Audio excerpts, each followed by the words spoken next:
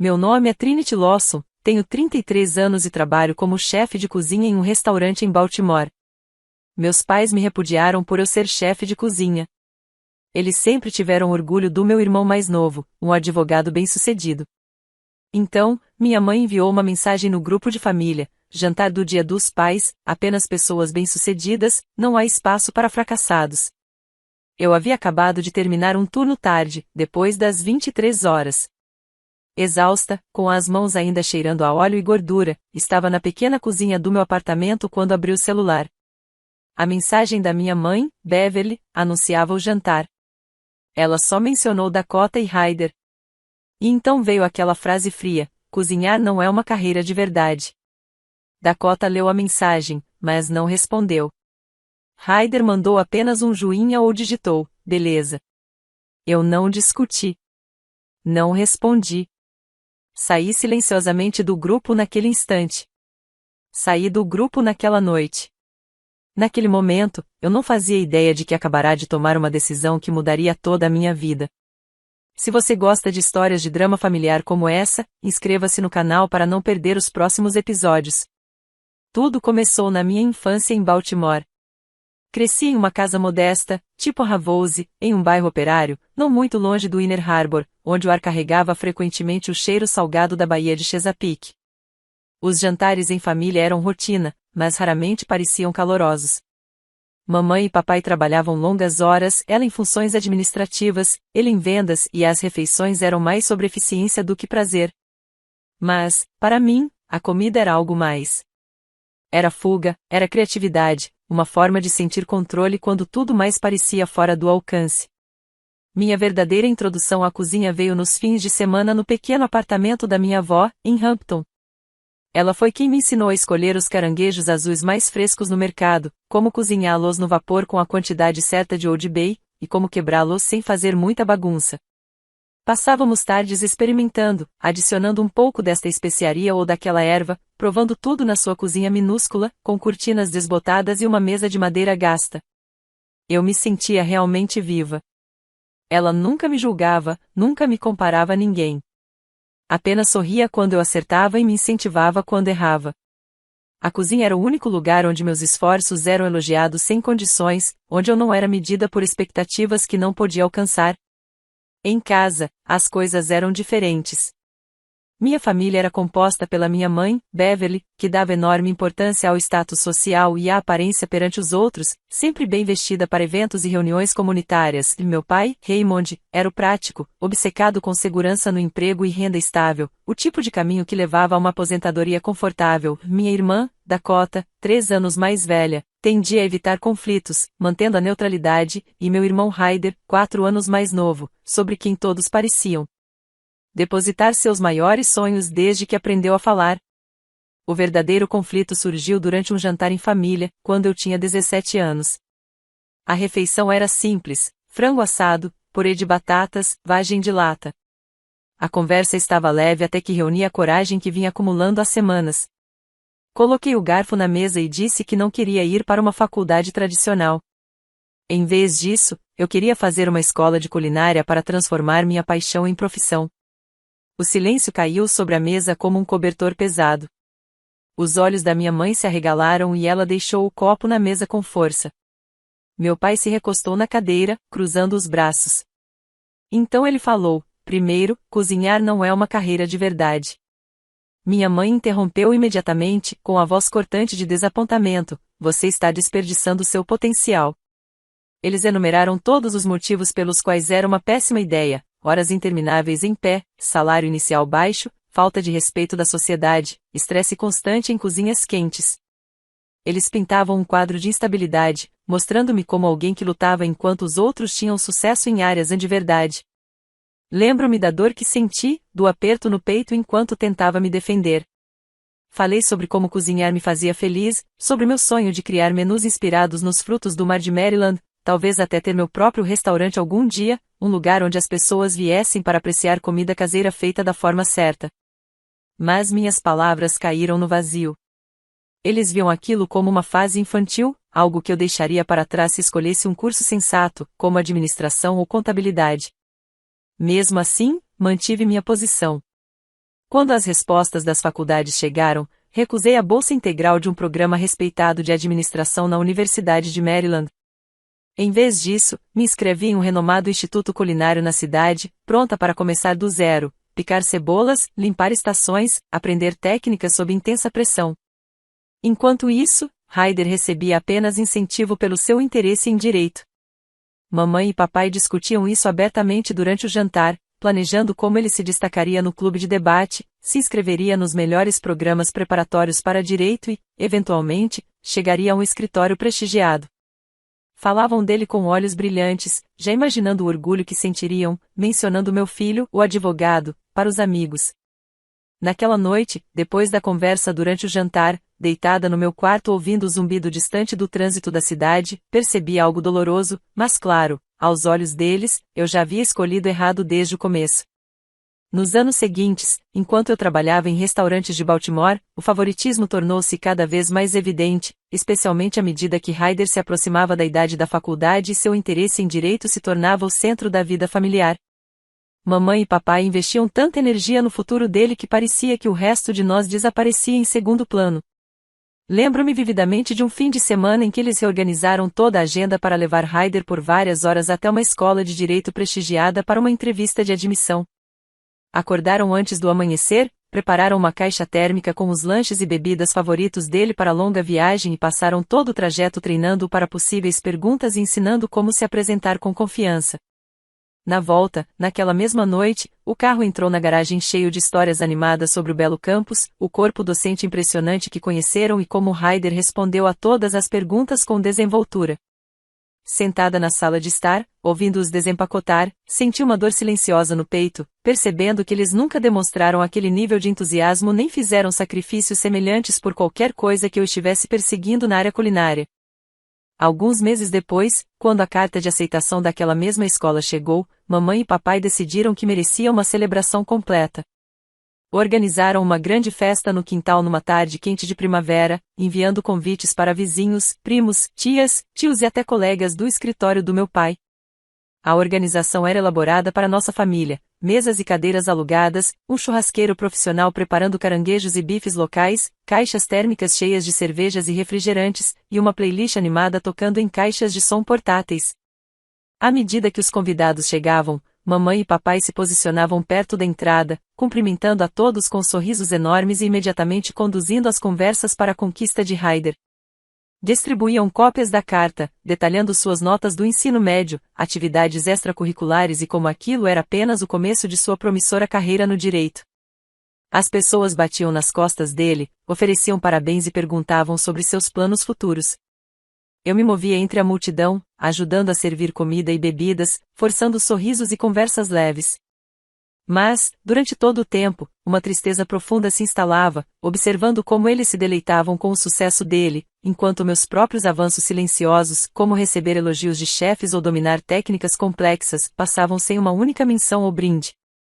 Em contraste, meus pais não demonstravam interesse no mundo que eu estava construindo.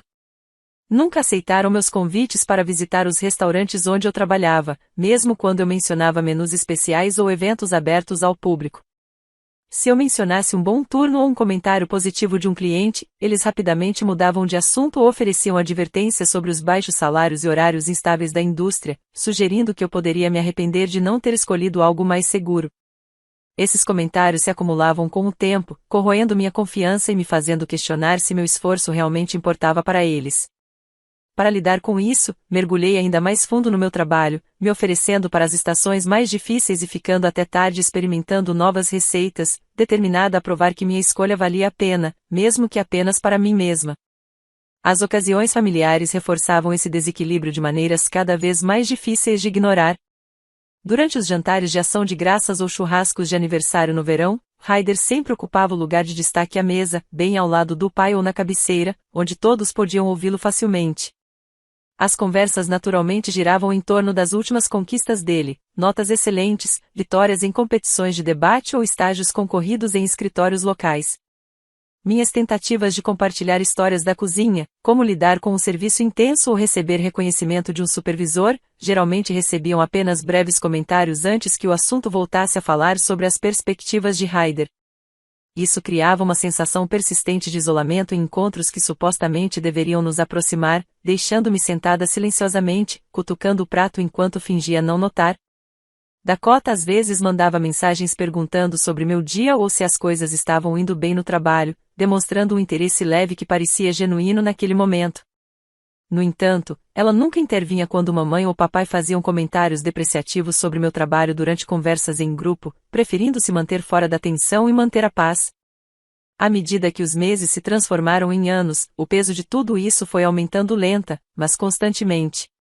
Eu não era apenas a filha que ainda não havia atingido a ideia deles de sucesso. Eu me tornei aquela que eles preferiam nem mencionar. 5 anos atrás, em uma úmida noite de junho em Baltimore, durante o Dia dos Pais, a cidade parecia pegajosa, aquele tipo de calor que gruda na pele mesmo depois do sol se pôr, tornando tudo mais pesado. Eu acabara de encerrar um exaustivo turno de 12 horas no restaurante, uma daquelas noites de verão movimentadas em que a cozinha não parava, os pedidos não paravam de chegar e os cozinheiros da linha mal tinham tempo de respirar. Meu corpo doía de tanto ficar em pé o dia todo, os pés latejando dentro de sapatos desgastados antiderrapantes, o uniforme úmido de suor pelo calor intenso das grelhas e fornos. Arrastei-me de volta para meu pequeno apartamento em um bairro silencioso, desejando nada além de um banho rápido e dormir. Ao tirar os sapatos e ir até a geladeira pegar algo fácil, meu celular vibrou no balcão. Pensei que fosse um colega confirmando a escala do dia seguinte ou talvez um amigo checando como eu estava. Em vez disso, era o grupo da família, iluminando a tela com notificações. A mensagem da mamãe estava no topo, anunciando os planos para o jantar do Dia dos Pais naquele fim de semana. Ela descrevia a reserva em um restaurante de frutos do mar popular no Porto, daqueles com vista para a água e pratos de caranguejo caros, em que nossa família às vezes se permitia gastar em ocasiões especiais. Em seguida, ela listou quem estava convidado, destacando o orgulho que sentia pelos filhos que haviam se esforçado e alcançado conquistas reais. Nomeou Dakota e Ryder, elogiando especificamente suas posições no mundo. Meu nome não foi mencionado em lugar algum. A próxima mensagem deixou explícito: cozinhar não é uma carreira de verdade. Este jantar é apenas para pessoas bem-sucedidas. Fiquei parada ali, na luz fraca da minha cozinha, olhando para a tela mais tempo do que deveria, esperando algum tipo de correção ou explicação que nunca chegaria. As palavras foram se infiltrando lentamente, confirmando aquilo que eu sentia há anos. Dakota tinha visto a mensagem. Ela foi marcada como lida, mas não comentou, não se defendeu, nada que amenizasse o golpe. Ryder respondeu rapidamente com um emoji de joinha e um curta beleza, como se fosse apenas mais um plano familiar agradável. A dor foi profunda, um aperto agudo no estômago que me fez largar o celular por um momento para me recompor. Mas, curiosamente, não me chocou da forma que teria feito antes. Até ali, eu já estava acostumada com o padrão, com os lembretes constantes, sutis e nem tão sutis, de que meu caminho não era suficiente aos olhos deles. Pensei em responder, finalmente expor toda a dor, explicar o quanto me dedicava ao meu trabalho todos os dias, como tinha desenvolvido habilidades e conquistado respeito em uma indústria exigente, apesar das dúvidas deles. Mas a energia para essa luta simplesmente não existia mais. Passei anos tentando provar meu valor, defendendo minhas escolhas em conversas que não levavam a lugar algum, vendo minhas explicações serem ignoradas ou descartadas. Discutir agora não mudaria nada, nunca mudou. O cansaço do turno, misturado com esse peso emocional, me deixou exausta, sem vontade de implorar por um lugar à mesa que nunca pareceu realmente meu. Em vez disso, algo mudou dentro de mim, uma determinação silenciosa se formando em meio à dor. Abri as configurações do grupo de família e saí sem uma palavra. Depois, passei pelos meus contatos, bloqueando o número da mamãe, do papai, de Dakota e de Ryder, um por um, de forma metódica. Percorri fotos antigas no celular, das férias ou de momentos familiares casuais, e as deletei, sentindo uma estranha mistura de tristeza e alívio a cada toque. Eu não sabia o que o futuro reservava sem eles, só sabia que não podia mais voltar. Naqueles 5 anos, cortar contato criou um silêncio inicial que ecoou mais alto do que eu esperava, um espaço onde antes existiam mensagens de feriado ou conversas casuais, deixando-me apenas com meus próprios pensamentos em noites silenciosas. Mas canalizei essa energia na minha carreira, determinada a provar a mim mesma, mais do que a qualquer outra pessoa, que eu poderia prosperar sem a aprovação deles. Comecei como cozinheira de linha em cozinhas movimentadas de Baltimore, lugares onde o ritmo nunca diminuía e cada segundo contava durante o serviço do jantar. Os dias se misturavam às noites de cortar, saltear e montar pratos sob luzes intensas e calor extremo, aprendendo a antecipar necessidades antes que surgissem e corrigir erros rapidamente. Após cerca de 18 meses provando minha confiabilidade, conquistei o cargo de sous-chefe, assumindo a criação de pratos do dia, gerenciando o estoque e orientando cozinheiros mais jovens durante os serviços caóticos. A responsabilidade aumentava, mas minha confiança também, à medida que via pratos que ajudei a desenvolver receber elogios dos clientes e críticas positivas online. No 4º ano, me tornei chefe executiva de um estabelecimento bem conceituado perto do porto, liderando toda a equipe da cozinha e moldando o cardápio com ingredientes sazonais de Maryland, como ostras frescas e produtos locais. O cargo trouxe jornadas mais longas, resolução constante de problemas com fornecedores ou equipamentos, e algum peso financeiro devido a empréstimos para certificações avançadas e equipamentos. Mas também me deu um senso de realização que preenchia os vazios deixados pela família. Nos dias difíceis, quando o cansaço batia mais forte e eu dirigia para casa nas primeiras horas da manhã com o banco do passageiro vazio, eu me lembrava, esta era a vida que eu escolhi, construída pela paixão, e não pelas expectativas dos outros. Foi então que meu marido, Austin Pierce, entrou na minha vida, como gerente geral responsável pelas operações do salão no mesmo restaurante. Ele conduzia as noites movimentadas com uma competência tranquila, cuidando de reservas, escalas da equipe e problemas com clientes, mantendo tudo funcionando sem problemas. Nossas interações começaram de forma profissional, rápidas trocas durante o serviço ou breves reuniões sobre alterações no cardápio, mas logo se transformaram em conversas mais longas durante a limpeza, compartilhando risadas sobre pedidos inusitados de clientes ou sobre o alívio de uma noite bem-sucedida. O que tornava Austin diferente era sua falta de curiosidade sobre meu passado. Ele nunca insistiu em detalhes sobre a família ou feridas antigas. Em vez disso, focava em quem eu era no momento, a chefe determinada, com ideias para novos pratos ou histórias da cozinha. Essa aceitação foi como um sopro de ar fresco depois de anos defendendo minhas escolhas. Nossa conexão cresceu de forma lenta e natural. Começou com cafés à noite depois do fechamento, sentados em diners que ficavam abertos até tarde, discutindo desafios da indústria, como aumento dos preços dos alimentos ou rotatividade da equipe. Essas conversas evoluíram para encontros planejados nos dias de folga, caminhando pelo Inner Harbor, observando veleiros passarem e compartilhando pensamentos mais profundos sobre o que queríamos da vida além do restaurante. Austin entendia minha rotina irregular, os planos cancelados devido a corridas inesperadas, e a paixão que nos mantinha motivados. Ele apoiava isso sem ressentimentos, oferecendo incentivo silencioso quando eu duvidava de uma nova receita ou sentia o cansaço se aproximando. Optamos por um caminho simples para o casamento, uma cerimônia no cartório, apenas com alguns colegas próximos como testemunhas, seguida de um jantar íntimo em um de nossos locais favoritos. Sem planejamento elaborado ou lista extensa de convidados, apenas um compromisso significativo que combinava com nossas vidas práticas. O maior presente veio logo depois, quando descobri que estava grávida. Trazer nosso filho Cooper ao mundo transformou tudo de maneiras que eu não poderia ter previsto. Na primeira vez em que o segurei, sentindo seu pequeno peso contra meu peito e aqueles olhos grandes me olhando, um turbilhão de amor me tomou, apagando dúvidas persistentes do passado.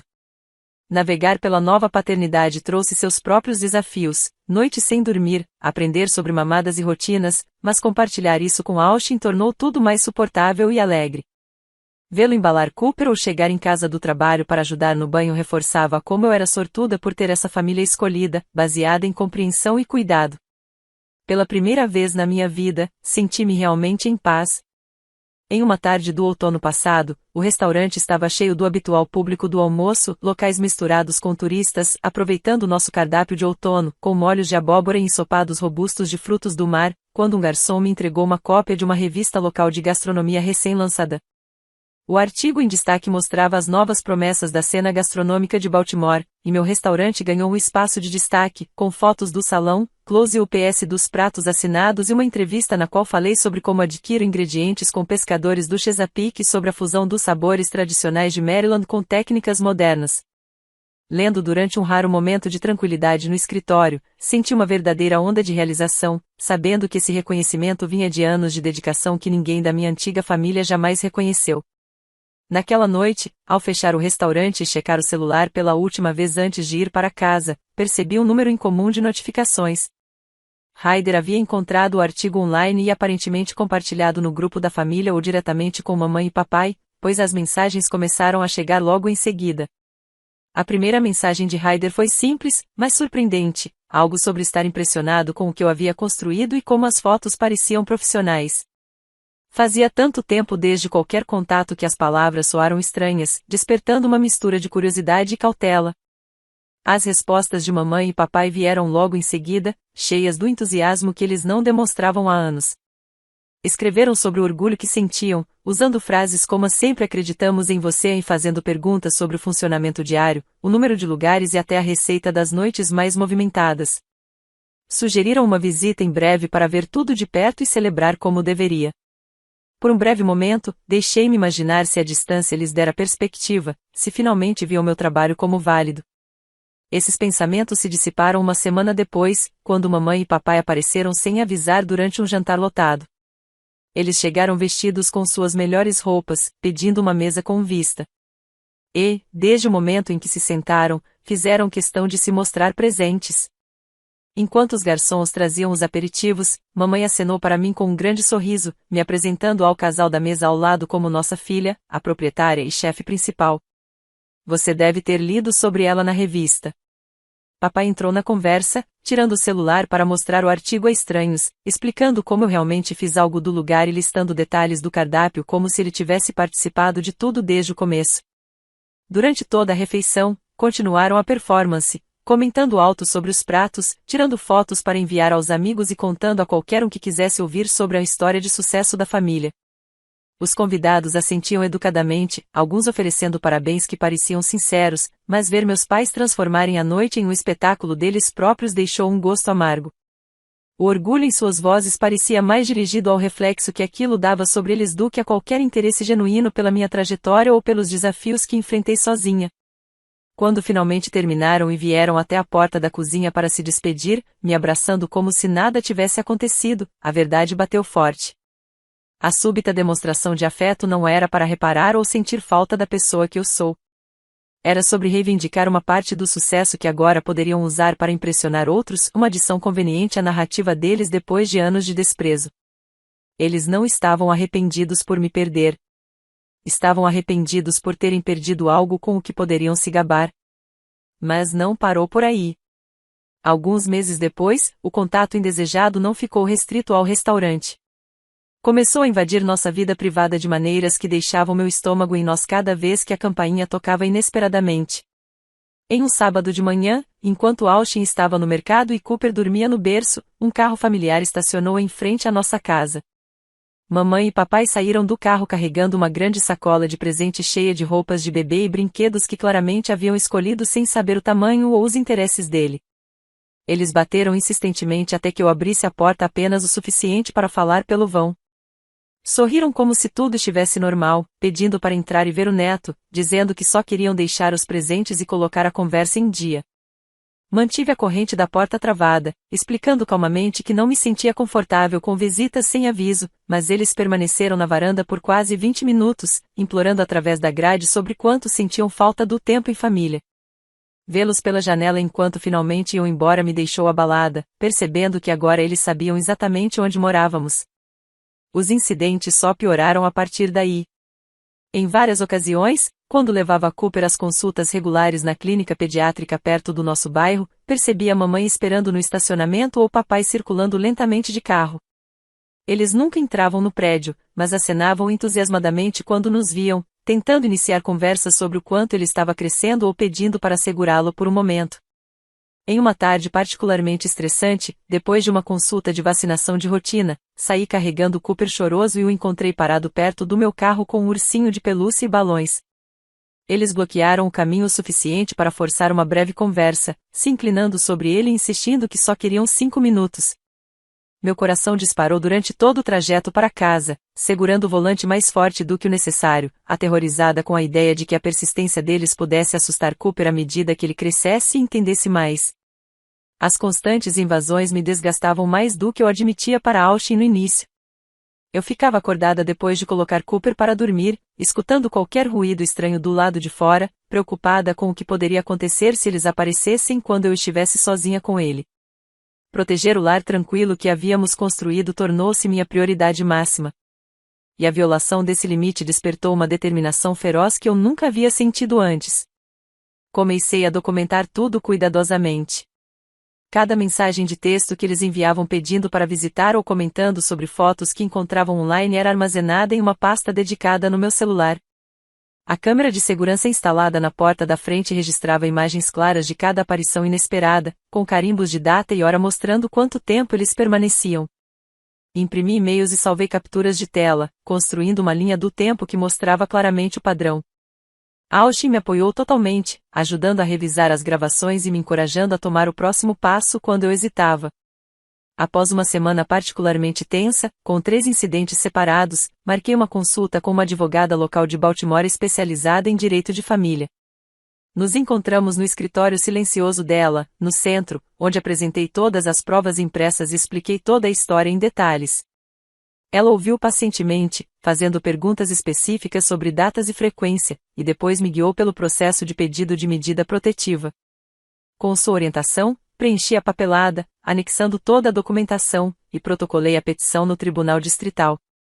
A audiência foi marcada rapidamente devido às provas claras de contato indesejado repetido. Algumas semanas depois, a juíza analisou o processo e concedeu a ordem de restrição sem hesitar. A medida protegia a mim, Austin e Cooper, proibindo qualquer comunicação direta ou indireta e exigindo que eles permanecessem a uma certa distância. Receber os papéis oficiais pelo correio trouxe uma onda avassaladora de alívio, como se um peso enorme finalmente tivesse sido retirado dos meus ombros. Pensei que tudo tivesse acabado até o primeiro aniversário de Cooper. O primeiro aniversário de Cooper chegou em um agradável dia de outono em Baltimore. Mantivemos a celebração íntima, apenas um pequeno encontro em casa com alguns amigos próximos do restaurante e alguns vizinhos que, ao longo dos anos, se tornaram como família estendida. A sala estava decorada de forma simples, com balões em tons suaves de azul e verde, e um bolo caseiro que eu havia assado na noite anterior, sobre a mesa, com uma única vela. Cooper, agora andando com confiança ainda vacilante, se movimentava com um conjuntinho que Austin havia escolhido, rindo enquanto os convidados brincavam com ele ou ofereciam brinquedos. A tarde parecia perfeita em sua simplicidade, cheia de conversas leves, cheiro de café fresco e petiscos, e aquele tipo de calor que vem de pessoas que aparecem constantemente sem condições. Austin e eu revezávamos segurando Cooper, observando seus olhos se arregalarem quando cantávamos parabéns ao acender a vela. E foi nesse momento que percebi o quanto havíamos avançado na criação desse espaço seguro e cheio de amor para ele. No meio do bolo, a campainha tocou, um som inesperado que fez todos pausar por um instante. Olhei para Austin, que me deu um aceno tranquilizador, enquanto eu me dirigia para ver quem era pelo olho mágico. Meu coração afundou quando os vi todos na varanda, mamãe, papai, Dakota e Ryder, bem vestidos, segurando presentes embrulhados e um bolo comprado na loja. Pareciam preparados para uma celebração, sorrindo como se realmente pertencessem ali. Abri a porta apenas parcialmente, mantendo a voz firme apesar da enxurrada de emoções antigas. Eles começaram imediatamente a falar sobre os outros, desejando feliz aniversário a Cooper e pedindo para entrar apenas por alguns minutos para vê-lo. Mamãe levantou os presentes, dizendo que haviam vindo de tão longe e não poderiam perder o grande dia do neto. Papai acrescentou o quanto queriam fazer parte da família novamente, enquanto Dakota e Ryder concordavam, mencionando que trouxeram presentes que ele iria adorar. Lembrei-os calmamente da ordem de restrição em vigor, explicando que aquela visita a violava e que eles precisavam ir embora. As expressões mudaram de esperança para súplica, vozes se elevando enquanto insistiam que era uma ocasião especial e que, certamente, uma exceção poderia ser feita por um dia. Eles permaneceram nos degraus tentando diferentes abordagens, lágrimas da mamãe, promessas do papai de que tudo seria diferente, apelos silenciosos de Dakota e Ryder, pedindo uma chance por causa de Cooper. A conversa se prolongou, atraindo olhares curiosos de alguns vizinhos passeando com os cães ou conferindo correio. Sem outra forma de encerrar a situação sem escalonamento, entrei rapidamente para ligar para a linha não emergencial da polícia, explicando a situação e fornecendo os detalhes da ordem de restrição. 2 oficiais chegaram em poucos minutos, profissionais e compostos, aproximando-se do grupo. Verificaram a ordem de proteção em seus tablets, confirmaram as identidades e informaram, de maneira educada, porém firme, que todos deveriam deixar a propriedade imediatamente. Os oficiais explicaram as consequências da violação, emitindo advertências verbais e uma notificação escrita no local para documentar o incidente. Mamãe e papai protestaram a princípio, expressando incredulidade de que aquilo estivesse acontecendo por causa do aniversário de um neto, mas os oficiais mantiveram a calma, repetindo a necessidade de se retirarem. Quando se viraram para ir embora, com o rosto corado e a voz baixa, notei alguns vizinhos observando das suas casas, a cena impossível de passar despercebida em nossa rua tranquila. O constrangimento era evidente na forma como evitaram contato visual e correram para seus carros, saindo sem dizer mais uma palavra. Aquele momento público, diante de pessoas que nos conheciam como uma família pacífica, marcou um ponto de virada. Eles nunca mais tentaram contato. O registro da violação e o constrangimento social foram demais para eles. Observando pela janela enquanto os carros desapareciam, uma mistura de alívio e sensação de conclusão me tomou. Os amigos dentro da casa retomaram a festa de forma suave, compreendendo sem necessidade de explicações, e terminamos a tarde com risadas e fotos de Cooper esmagando o bolo no rosto. Eu não perdi uma família. Eu escolhi a certa. Olhando para tudo agora, a lição fica clara: família de verdade não é apenas sangue. São as pessoas que respeitam seus limites, aparecem quando importa e amam você sem condições. Estabelecer esses limites, mesmo quando dói, protege a vida e a paz que você merece. Obrigado por ouvir minha história até o fim.